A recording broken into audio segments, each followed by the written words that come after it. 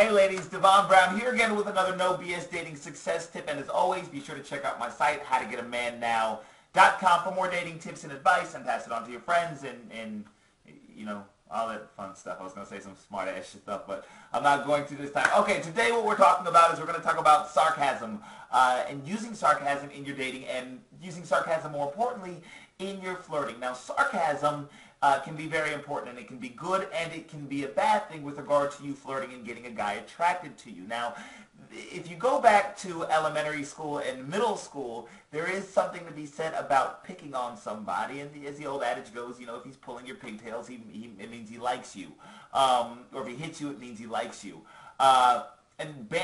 Sarcasm is a good way to get that childlike banter involved, and that actually helps create a level of attraction that may not have otherwise have been there.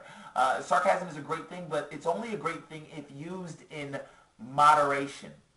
Your whole entire conversation with a guy cannot be based off of sarcasm, because then the real you isn't coming through. He's not getting to know you. He's not getting to know your personality. So my advice with regard to sarcasm is it's okay to use. It's okay to crack a joke, to be a little sarcastic, but a couple of things. Number one, make sure he knows you're being sarcastic. Make sure he knows you're being sarcastic, and the way that you do this is with your body language. 90% of what we say is not the words that comes out of our mouth. 90% of what we say is our body language, and then our tonality, the way in which we're saying it. So a wink or a smile goes a long way in helping to ensure that he knows that you're being sarcastic and that you're just playing with him. That's number one, is make sure he knows you're being sarcastic. Number two, sarcasm is like salt. A little bit goes a long way. A little bit can add a lot of flavor to whatever it is you're doing, but too much of it, even a little too much of it, and you don't want to eat it anymore. It becomes gross.